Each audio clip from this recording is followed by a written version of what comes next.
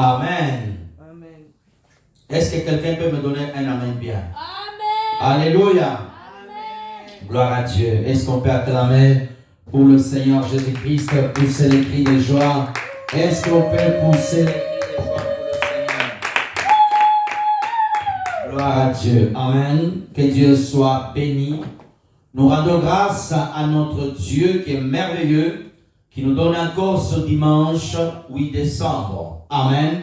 Dieu est bon. Personne ne me donne un amen. Dieu est bon, Dieu est merveilleux. Il nous accorde ce temps merveilleux. Amen. Notre thème est affiché sur les écrans. Pourquoi les parents n'arrivent pas à transmettre la foi à leurs enfants? Amen. Nous allons prêcher sur le culte de famille. Nous allons beaucoup nous atteler sur les enfants. Je donnerai une série d'enseignements sur ça. Je vais commencer aujourd'hui, si Dieu le permet. Dimanche prochain, nous allons encore nous parler de cela. Amen. Fermons nos yeux, frères et sœurs, dans le Seigneur. Fermons nos yeux, nous allons prier pour la parole du Seigneur Jésus. Demande à Dieu de te parler. Demande à Jésus-Christ de s'adresser à toi. Je veux aussi que l'assemblée puisse prier. Je vais entendre les voix monter au ciel. Ne sois pas distrait. Oh, maman, papa, enfant, ne sois pas distrait afin de recevoir la parole de Dieu. Prions le Seigneur. Père Saint, Seigneur du ciel et la terre, je glorifie ton Saint-Nom cet après-midi. Merci Jésus de nous avoir donné cette opportunité. Seigneur, donne-nous ta sainte parole, que ton Esprit Saint nous enseigne. Donne un bon entendement à ceux qui vont écouter maintenant et après. Bénis Seigneur ta sainte parole. Bénis ton peuple. Que cette parole reste à leur cœur. Au nom du Seigneur Jésus-Christ, nous avons ici prié. Amen. Amen. Acclamons le Seigneur Jésus. Gloire soit rendue à notre Dieu. Amen. Amen. Pourquoi les parents n'arrivent pas à transmettre la foi à leurs enfants? Amen. Ou leur foi à leurs enfants. Amen. Pourquoi les parents chrétiens n'arrivent pas à transmettre leur foi aux enfants? Amen. Exode chapitre 6. Exode. On peut baisser un peu le fond.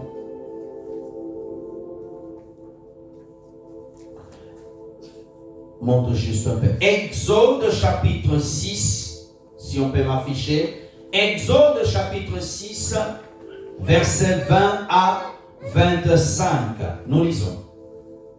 Lorsque ton fils te demandera un jour que signifient ces préceptes, ces lois, ces ordonnances que l'Éternel, notre Dieu, vous a prescrit. 21. Tu diras à ton fils, nous étions esclaves de Pharaon en Égypte. Et l'Éternel nous a fait sortir de l'Égypte par sa main puissante. 22. L'Éternel a opéré sous nos yeux des miracles, des prodiges, des grands désastres contre l'Égypte, contre Pharaon, contre toute sa maison. Et il nous a fait sortir de là pour nous amener dans le pays qu'il avait juré à nos pères de nous donner. 24. L'Éternel nous a commandé de mettre en pratique toutes ces lois et de craindre l'Éternel, notre Dieu, afin que nous fussions toujours heureux et qu'il nous conserve la vie comme il fait aujourd'hui. 25. Nous, 25, nous aurons la justice en partage si nous mettons soigneusement en pratique tous ces commandements devant l'Éternel, notre Dieu, comme il nous a ordonné. Acclamons la parole du Seigneur. C'est très sombre, frères et sœurs. Pardon? C'est Exode Pardon, c'est Deutéronome. Deutéronome 6. Deutéronome 6. Amen. Du verset 20 à 25. J'ai bien dit Deutéronome au début. Amen.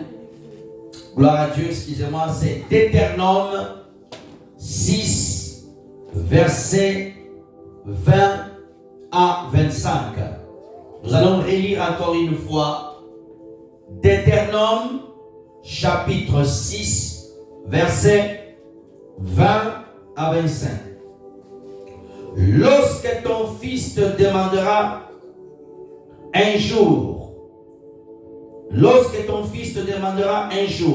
que signifient ces préceptes, ces lois, ces ordonnances que l'Éternel, notre Dieu, vous a prescrits, tu diras à ton fils, nous étions des esclaves de Pharaon en Égypte, et l'Éternel nous a fait sortir de l'Égypte par sa main puissante.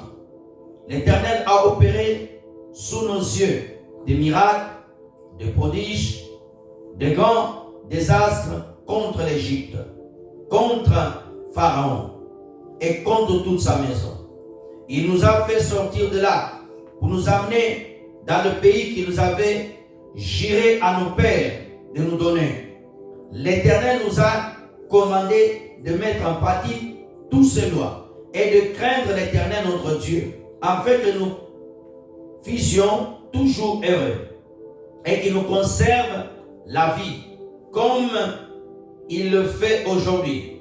Nous aurons la justice en partage si nous mettons soigneusement en pratique tous ces commandements devant l'Éternel notre Dieu comme il nous a ordonné. Amen. Acclame la parole de l'Éternel.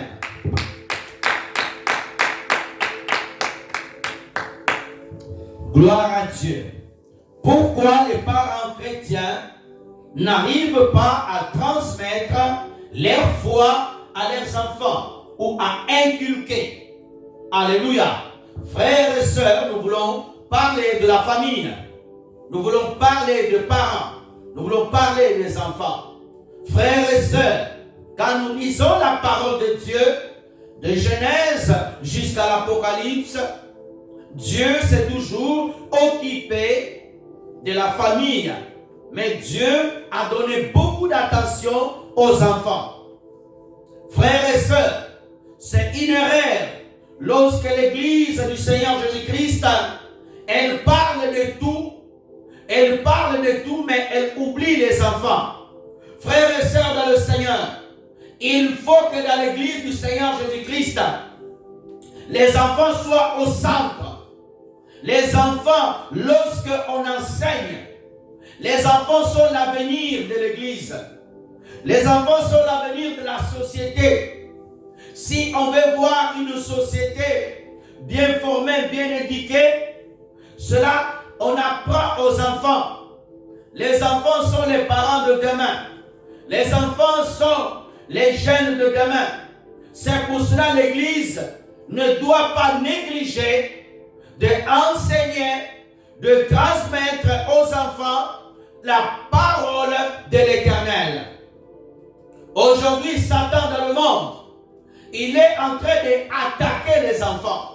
Quand on regarde les enfants aujourd'hui, dans les informations, dans nos sociétés, les enfants de l'an 2000, ce n'est pas les enfants de 2024.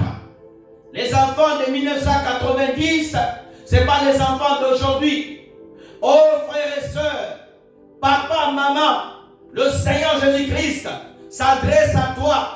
Mes frères et sœurs, le texte que nous venons de lire, Dieu va ordonner, va commander au peuple d'Israël de transmettre leur foi, leur vie de communion qu'ils ont marché avec Yahweh à leurs enfants. Frères et sœurs dans le Seigneur, tu as des enfants. Malheureusement, quand nous regardons aujourd'hui, beaucoup des enfants chrétiens, la maman prie, le père prie, le père de fois même il est serviteur. Mais quand tu regardes son enfant, c'est un voyou. c'est un violent, c'est un impoli, c'est un voleur. D'où vient le problème? Mes frères et sœurs dans le Seigneur, pourquoi des parents chrétiens n'arrivent pas à transmettre leur foi à leurs enfants? Mes frères et sœurs, il faut revenir à la base. Tu vas voir une maman, elle va passer toute sa vie à l'église, mais son enfant ne veut rien savoir de son Jésus. Le papa va passer toute sa vie à venir à l'église, mais lorsque l'enfant a un âge adulte, 18 ans, l'enfant quitte la maison, il se met dans la drogue, il se met à suivre un mauvais chemin. Je vais ici préciser, je ne fais pas une amalgame. Je ne dis pas tous les parents chrétiens, mais sur 100% des parents chrétiens, tu as 80%, les enfants ne suivent pas la foi de leurs parents. Il faut se poser la question, il faut traiter son problème. Alléluia. Bien sûr, nous en parlerons des parents qui ont transmis la foi à leurs enfants. Et gloire à Dieu, ils grandissent dans la foi. Nous bénissons le Seigneur. Mais nous voulons traiter ces 80%. Les enfants des chrétiens ne reflètent pas la Bible, même à l'église. Le problème vient d'où? Alléluia. Nous allons regarder dans l'écriture d'où le problème vient. Et comment nous pouvons traiter, alléluia, nous donner les causes, alléluia, et nous donnons les solutions. Alléluia. Lorsque tu vas voir le médecin va te diagnostiquer. Le médecin va te voir, va poser des questions. Qu'est-ce que tu as dans ton corps? Il va examiner ton corps. Après avoir t'examiné, il va même t'obliger à faire certains examens et après il va te donner le traitement. Alléluia. Dieu, il pointe la maladie, il montre le problème et Dieu, il donne les solutions. Alléluia. Frères et sœurs, la première cause des parents qui n'arrivent pas à transmettre leur foi ne vient pas tout d'abord des enfants, vient des parents eux-mêmes. Alléluia. Si le père et la mère n'ont pas la véritable fondation de la foi en Christ, ça sera difficile, quasi impossible de transmettre la foi à leurs enfants. Frères et sœurs dans le Seigneur, suis-moi ici. Personne ne me donne un amen.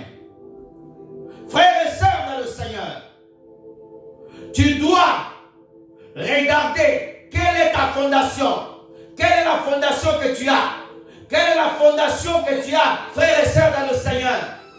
Tu dois regarder. Nous allons lire Matthieu chapitre 7, versets 24 à 27. Matthieu chapitre 7, 24 à 27. Lisons. C'est pourquoi quiconque entend ces paroles que j'ai dit, ne le met pas en pratique, sera semblable à un homme prudent. Qui entend ces paroles que j'ai dit et le met en pratique. Sera semblable à un homme prudent qui a bâti sa maison sur le roc. 25. La pluie est tombée, les torrents sont venus, les vents ont soufflé, se sont jetés contre cette maison. Elle ne point tombée parce qu'elle était fondée sur le roc. 26. Mais quiconque entend ces paroles que j'ai dit et ne le met pas en pratique sera semblable à un homme insensé qui a bâti sa maison sur le sable. 27 F1. La pluie est tombée, les torrents sont venus, les vents ont soufflé, ont bâti sur cette maison, elle est tombée et sa ruine a été grande. Reviens au verset 24. 4. Nous sommes en train de parler de la fondation des parents qui ont bâti leur maison, leur foyer, leur foi en Jésus. La fondation spirituelle. Alléluia. Si le père, si la mère, donne-moi un amen bien. Frères et sœurs dans le Seigneur, ils ont bâti la foi. Si le père a bâti véritablement tout d'abord sa foi en Jésus, où le père a une communion véritable avec Jésus, où le Père marche avec Jésus, où le Père marche avec le Saint-Esprit, où le Père obéit à la parole de Dieu, où le Père s'humilie devant le Seigneur, où sa foi est bâtie en Jésus, où son mariage est bâti en Jésus. Jésus-Christ est le Seigneur, est le roi de ce mariage. Où la maman, Jésus-Christ est son Seigneur. Où la mère, elle fait de Jésus-Christ son sauveur. Cette maison où la foi est véritablement ancrée en Jésus, où les enseignements de Jésus-Christ sont pratiqués par cette famille. Là, il y a une fondation. Là, il y a un fondement spirituel. Mais souvent, c'est la deuxième catégorie que nous voyons. Où le mariage, où le père et la mère, personne est fondé en Jésus. Ils viennent à l'église, ils sont là, mais ils n'ont aucune fondation. La parole de Dieu dans le cœur du père, il n'y a pas de racines. Dans le cœur de la mère, il n'y a pas de racines. La maman, elle est à l'église, mais là, elle a une foi volatile. Elle est à l'église, elle est là, elle peut crier, elle peut chanter. Frère, s'il te plaît, sois concentré, ne touche rien, s'il vous plaît. Il faut que le père et la mère, quand tu regardes, n'ont pas de foi. La mère n'a pas de foi. Le père n'a pas de foi. L'enfant observe cela. L'enfant est au milieu. Chaque dimanche, on l'amène à l'église. Mais quand l'enfant retourne à la maison, qu'est-ce qu'il voit? Un père, une mère, que leur foi n'a pas de fondation. Alléluia. Amen. Un seul amen. Frères et sœurs dans le Seigneur, une maison qui n'a pas de fondation, un parent, un père qui ne sont pas fondés en Jésus-Christ, ils n'arriveront jamais à transmettre une foi solide à leurs enfants. Je vais répéter. Un père, une mère qui n'ont pas une foi véritable en Christ, solide, n'ont pas de fondement, ne sont pas enracinés, ne sont pas ancrés, ne pourront jamais transmettre leur foi à leurs enfants. Alléluia. Amen. Frères et sœurs, prenons encore un autre passage merveilleux. Ésaïe 28, verset 16. Parlons du fondement des parents, fondement spirituel. C'est pourquoi, ainsi parle le Seigneur, l'Éternel. Voici j'ai mis pour vous, voici j'ai mis pour fondement en Sion une pierre éprouvée, une pierre angulaire, de prix, solidement posée. Celui qui la prendra pour appui n'aura point hâte de fuir. On parle de Jésus-Christ. Dans une famille où Jésus est la pierre angulaire, où Jésus est le Seigneur, le couple humain, Jésus-Christ comme le garant de leur famille, comme le garant de leur foi, alors n'auront pas de problème à transmettre leur foi à leurs enfants. Alléluia. Un autre verset. Éphésiens 2, verset 20. Éphésiens 2, verset 20.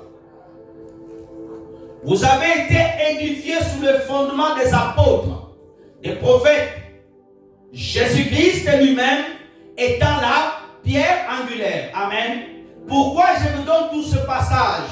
Je suis en train de te montrer que ta famille, si tu veux transmettre ta foi à tes enfants et que tes enfants puissent la transmettre aussi à leurs enfants, il faut que toi, papa, maman, puisse mettre Jésus-Christ véritablement comme la pierre angulaire de votre foyer. Amen. Beaucoup de familles, Jésus-Christ ce n'est pas la pierre angulaire. Alléluia. Vous priez pour prier. Vous venez à l'église pour venir à l'église. Votre enfant vous observe. Vous sortez de l'église, vous rentrez à la maison, même sur le chemin, le père est déjà en train de confesser l'incrédulité. La mère est en train de confesser l'incrédulité. L'enfant, il est en train de prendre l'incrédulité du père, l'incrédulité de la mère. Donnez-moi un amen bien. Alléluia. Pourquoi beaucoup de parents chrétiens n'arrivent pas à transmettre leur foi? Le premier problème, c'est le fondement. Les parents n'ont pas un bon fondement. Lorsque le père a un bon fondement dans la foi, il sera capable de transmettre la foi. Lorsque Abraham a rencontré l'Éternel, alléluia, Abraham était capable de transmettre la foi à Isaac. Isaac était resté solidement attaché au Seigneur, Dieu d'Abraham. Qu'est-ce qu'il a fait Isaac? Il a transmis la foi à Jacob. Alléluia. Jacob a transmis aussi la foi à ses fils. Amen. Mes frères et sœurs, si tu n'arrives pas à avoir une foi solide, ça sera quasi impossible. Papa, maman, tu dois revenir vers le Seigneur. Seigneur Jésus, je veux que tu bâtisses ma foi. Beaucoup de pères n'ont pas une foi bâtie en Christ. Beaucoup de mères n'ont pas une foi bâtie en Jésus. Lorsque ta foi n'est pas bâtie en Jésus, quand Satan viendra pour balayer votre maison, quand Satan viendra pour toucher ta maison, commencer à toucher tes enfants, tout sera emporté. C'est pour ça que je te dis, comment la maman de cet enfant, elle prie beaucoup, mais son enfant fume. Comment cette maman, elle est servante de Dieu, mais son enfant est dans les drogues. Sur 100%, 80%, ce n'est pas normal. Il y a un problème quelque part. Dieu veut traiter le problème quelque part. Dieu veut traiter le problème de ton enfant. Alléluia. Deuxième cause, c'est la mauvaise influence du père et de la mère. 2 Chroniques chapitre 22 verset 3. 2 Chroniques chapitre 22 verset 3. Les mauvaises influences. S'il vous plaît frère, 2 Chroniques 22. Regardons. Il marcha dans les voies de sa maison, Akab, car sa mère lui donnait des conseils impurs. 4.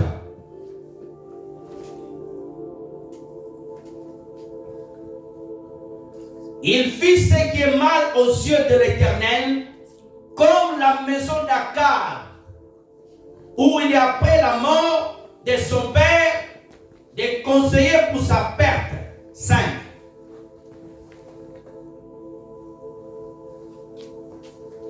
Entraîné par les conseils, il alla avec Joram, fils d'Akab, roi d'Israël, à la guerre contre Hazaël, roi de Syrie, et Ramoth en Galade, et les Syriens. Reviens au verset 3, s'il vous plaît.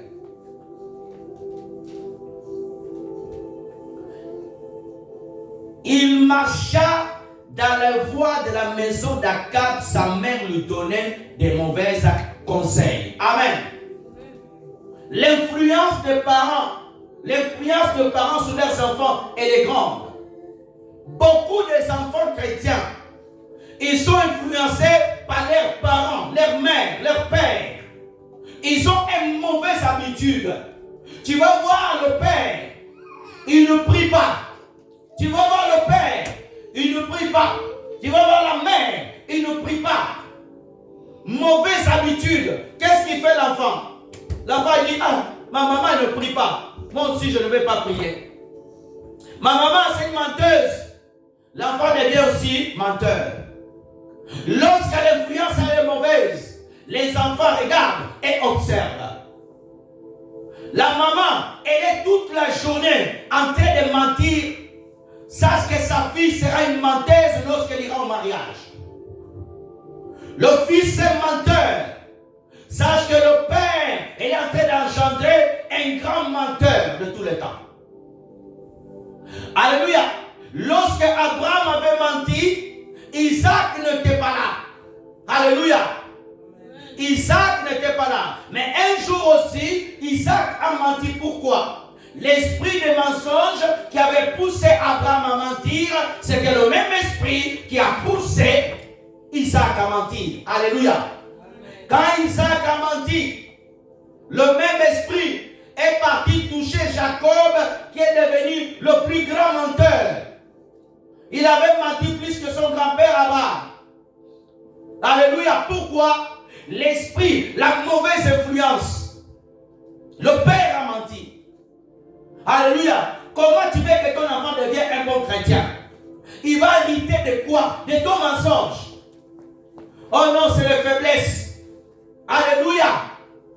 Les parents qui ont menti, il marcha dans les voies de la maison d'Akab. Akab était un gars méchant. Et son fils, alléluia, va marcher dans la même chose. Il se rattache à Akab. On dit que sa mère lui donnait des conseils méchants. Il y a des mamans, elles prient à l'église. Elle va enseigner à sa fille, quand tu auras un mari, il faut que tu lui voles de l'argent pour m'aider à moi. Alléluia.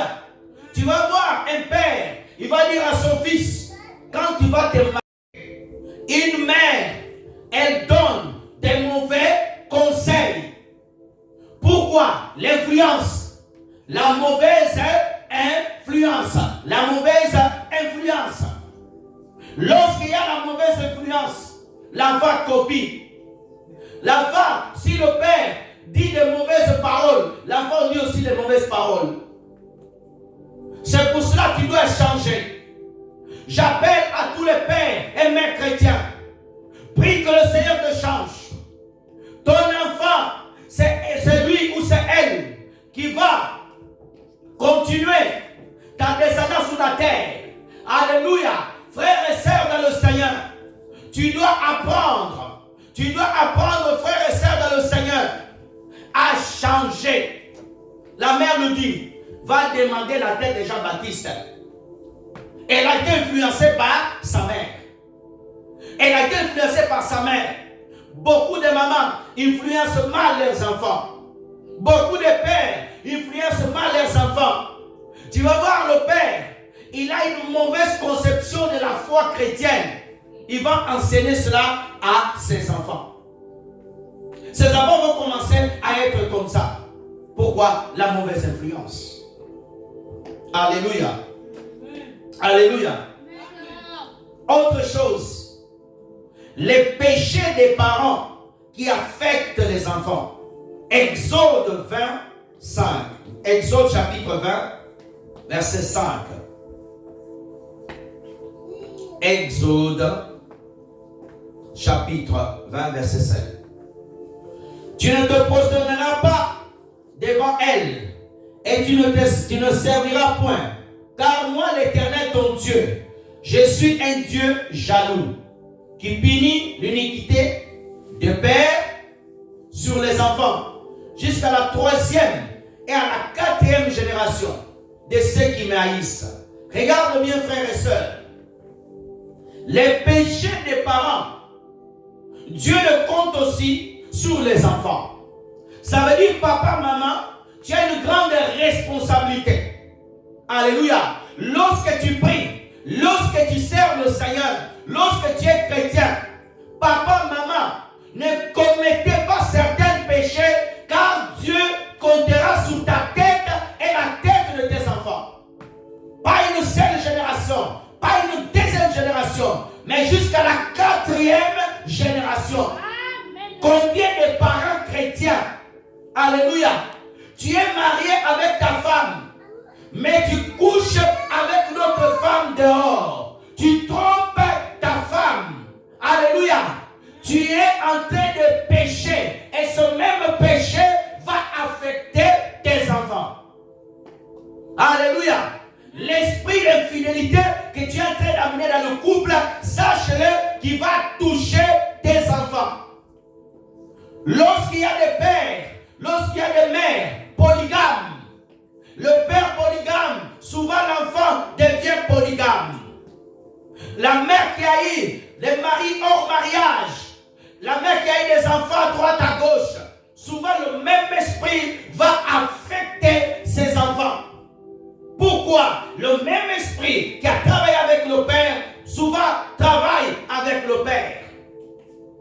Souvent, si le père est sorcier, qu'est-ce qu'il va faire? Il va donner aussi la sorcellerie à ses enfants.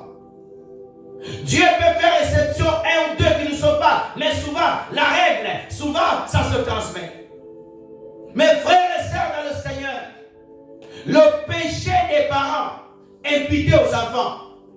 Souvent, beaucoup de parents transmettent le péché. C'est une des grandes causes, le péché des parents. Alléluia. Donnez-moi un amen bien. Alléluia. Il n'y a qu'un seul amen. Frères et sœurs dans le Seigneur, Dieu dit, vous n'allez pas vous prosterner sur les statues. Frères et sœurs dans le Seigneur, ils étaient fixés sur d'autres choses. Tu vas voir le père chrétien, il vient à l'église, mais ça ne dérange pas d'aller consulter des féticheurs, de dire même le membre de leur famille. Frères et sœurs, de dire même aux membres de leur famille, frères et sœurs dans le Seigneur, tu pries à l'église, mais dans le membre de ta famille, on vient te poser la question, papa, tonton, et quel est parti voir, consulter les magiciens ou des gens pour la famille? Toi aussi, oui, c'est pas un problème. Mais qu'est-ce que tu es en train d'enseigner à tes enfants? Qu'est-ce que tu es en train d'enseigner à tes enfants? Frères et sœurs dans le Seigneur, frères et sœurs dans le Seigneur, tu dois apprendre à dire non. Alléluia. Alléluia. Autre chose aussi importante. Beaucoup de parents n'ont pas de suivi spirituel de leurs enfants. Ils n'ont pas de suivi spirituel. Des Rois chapitre 21. Des Rois chapitre 21. Des Rois 21. Du premier verset au 12e verset.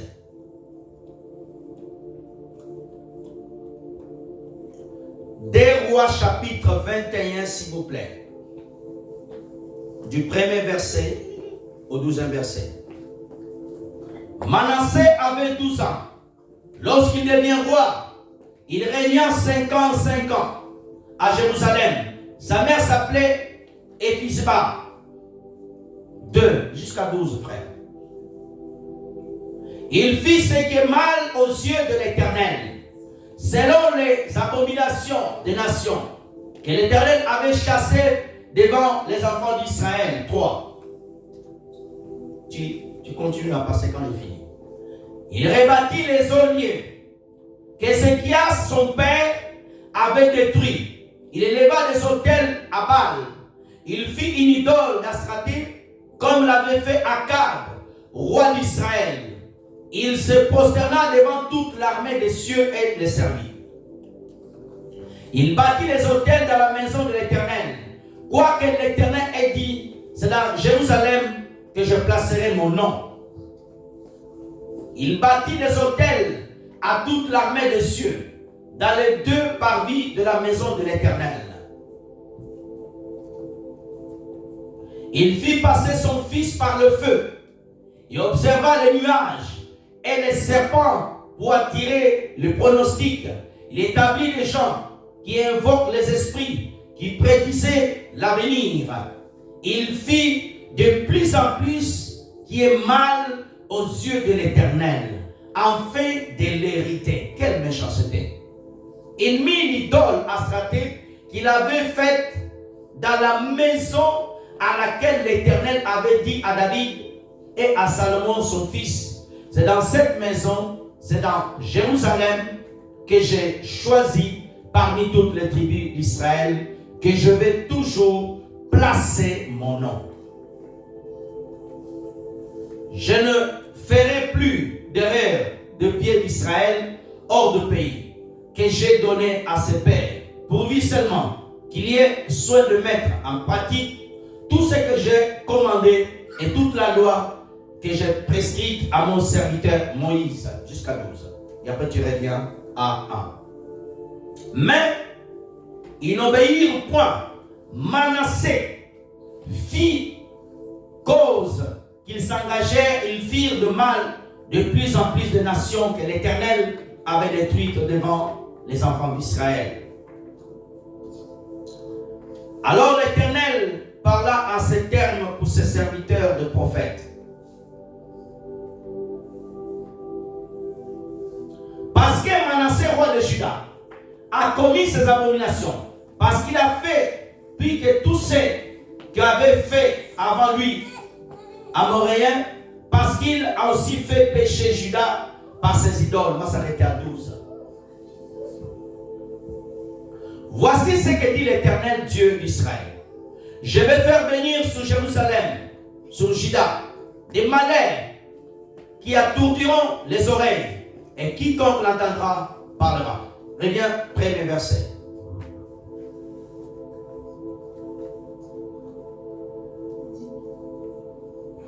Beaucoup de parents n'ont pas de suivi spirituel. Que Dieu me donne des mots. La Bible nous parle de Manassé. Qui était Manassé? Manassé était le fils du roi Ézéchias. Qui était Ézéchias? Ézéchias était le roi qui avait amené la réforme en Israël. Les portes du temple étaient fermées.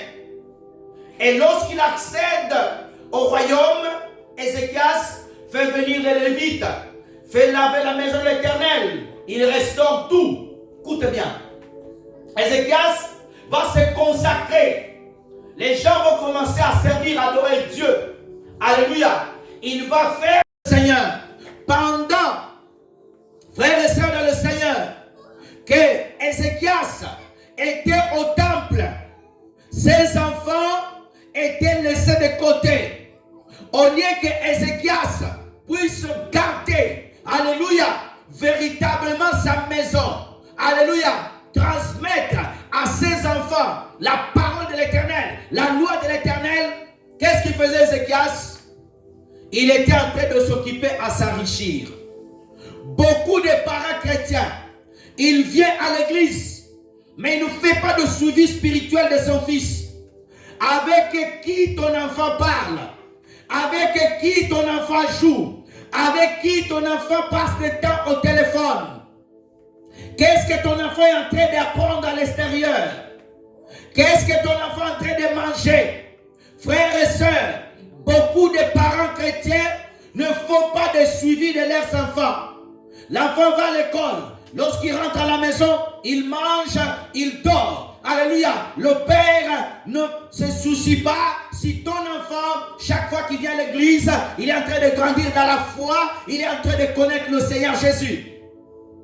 Beaucoup des enfants, des chrétiens, les papas, le mère, leur mère, ils ont tout abandonné. Comment est possible Manassé, fils du roi Ézéchias, un homme qui craignait Dieu, un homme qui s'abandonnait au Seigneur, devient un roi plus méchant? Pourquoi? Le manque de suivi spirituel. Le manque de suivi spirituel. Alléluia. Maman, réveille-toi. Revois la copie. Alléluia. Commence à suivre. Beaucoup de parents, le culte fini, ils rentrent à la maison. Ils ne posent même pas la question à ton fils. As-tu compris la prédication? As-tu médité la parole de Dieu? Combien de enfants des chrétiens ne lisent plus la Bible. Les enfants sont sur manga, sont sur Nintendo, sont sur les jeux nouvelles. Parents, reviens, fais le suivi spirituel de ton enfant. Ce n'est pas normal. L'enfant des chrétiens devient païen. C'est pas normal. L'enfant d'un chrétien dit que Manassé, verset 2. Alléluia. Il fit ce qui est mal aux yeux de l'Éternel. Alléluia. Où Manassé a pris ces choses qu'il a montrées. La Bible dit que selon les abominations des nations que l'Éternel avait chassées. Regarde bien.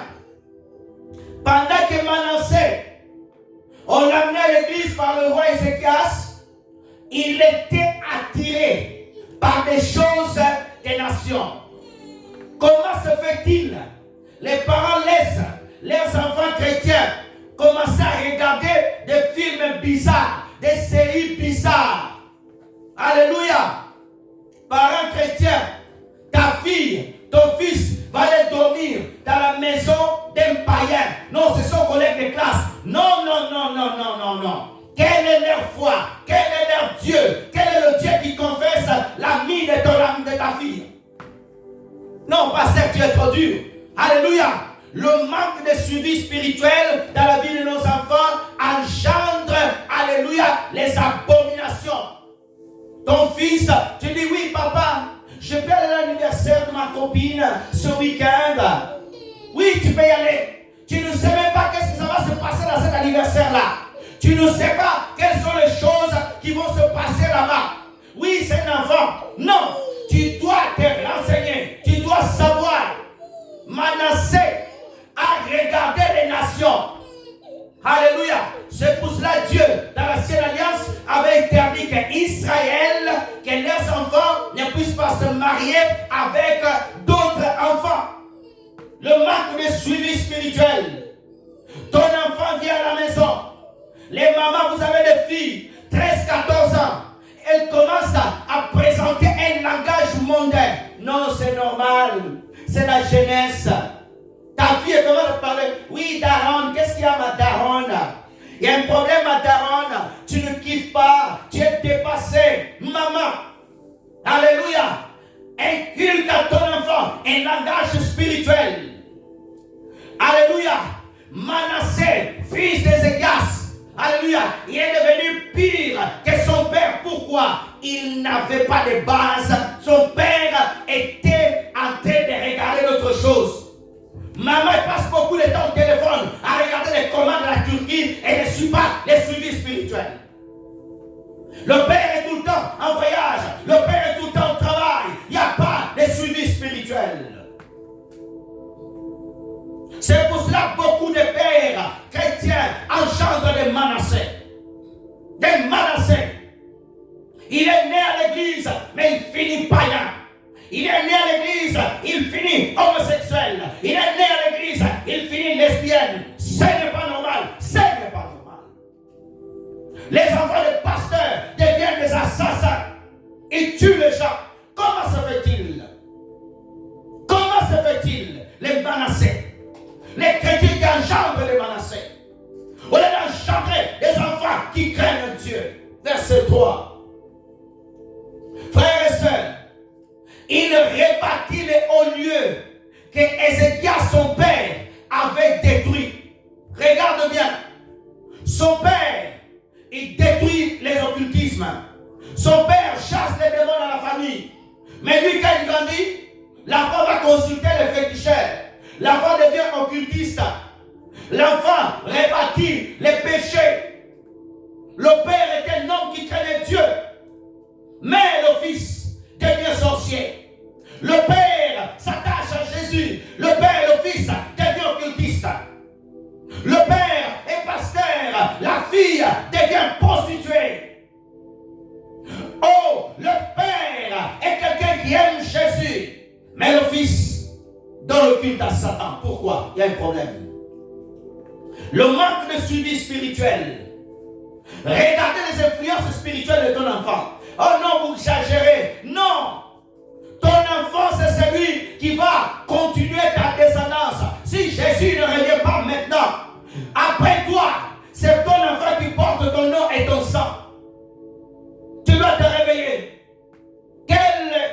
silence. Quelles sont les choses que ton enfant écoute? Qui ton enfant écoute? C'est pour cela, ne laisse pas ton enfant écouter n'importe quel pasteur, écouter n'importe quel prophète, parce qu'il aura une mauvaise sémence. Manassé, écoutez d'autres personnes. Manassé, regardez d'autres personnes.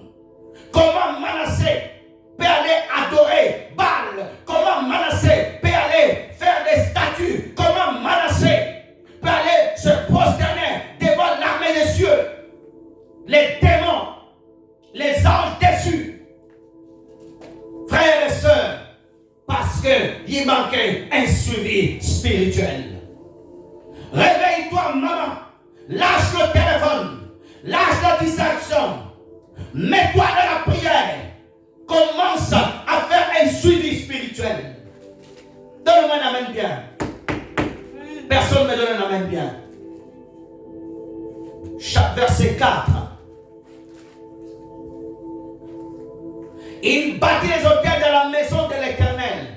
Quoique l'Éternel ait dit, c'est dans Jérusalem que je placerai mon nom. Regarde, Manassé va plus loin. Manassé amène la sorcellerie, le diable, le culte du diable dans l'église.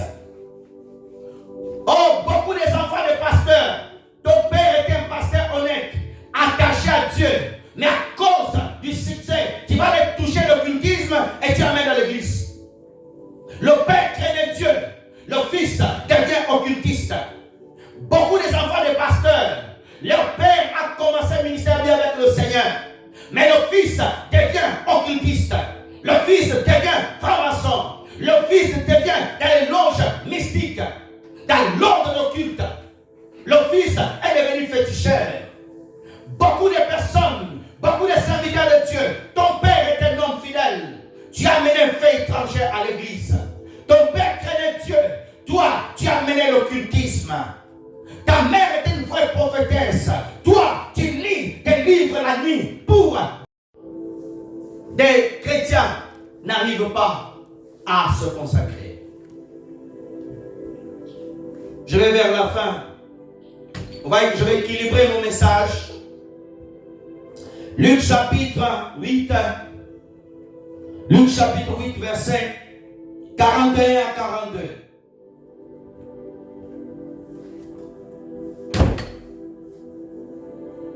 Luc chapitre 8, 41 à 42, et après on va sauter 48 à 55. Et voici vit un homme nommé Jairus, qui était chef de la synagogue, se jeta aux pieds de Jésus, et supplia d'entrer dans sa maison. 42. Parce qu'il avait une fille unique, environ de 12 ans, qui se mourait. Pendant que Jésus s'alla, il le pressa par la foule. Verset 48 à 55. Jésus lui dit, ma fille, ta foi t'a sauvée, va en paix. 49.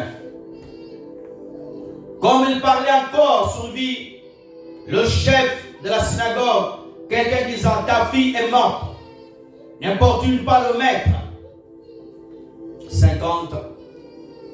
Mais Jésus, ayant entendu cela, dit au chef de la synagogue, ne crains pas, crois seulement, elle sera sauvée.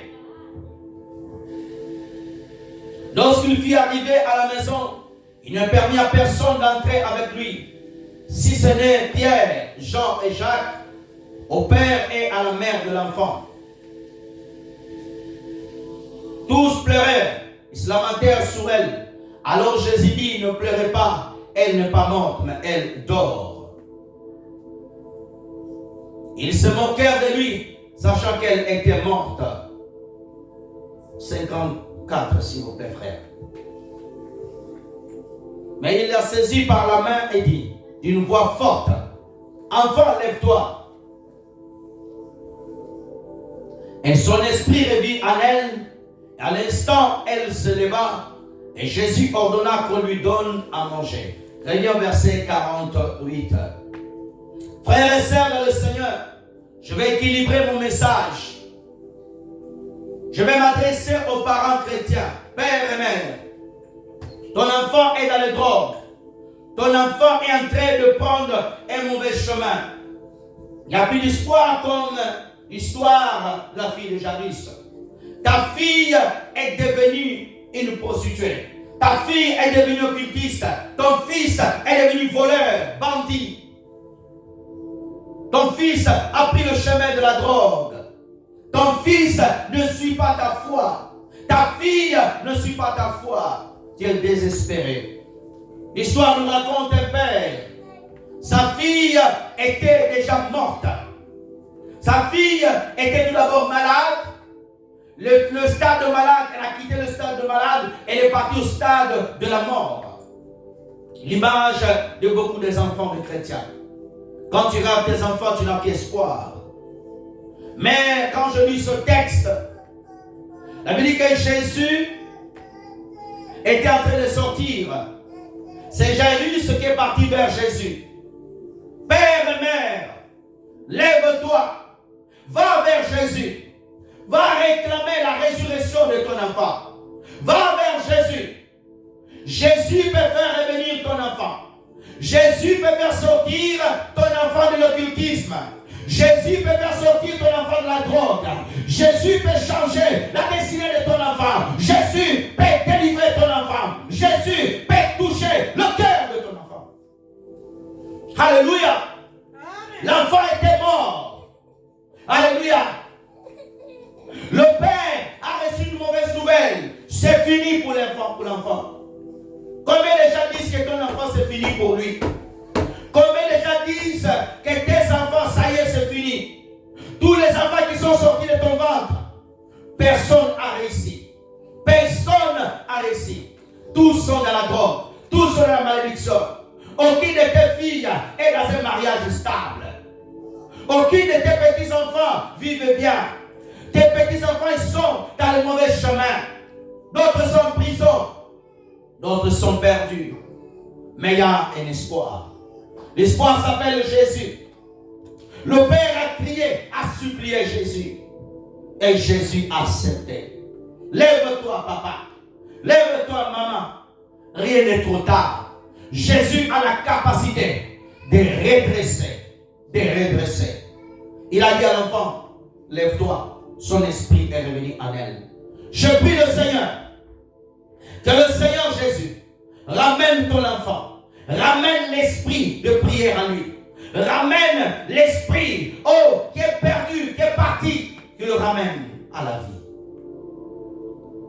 Que Dieu vous bénisse abondamment. Nous allons prier. Je demande à l'éternel de la caméra. Frères et sœurs dans le Seigneur, on va se lever, on va prier le Seigneur.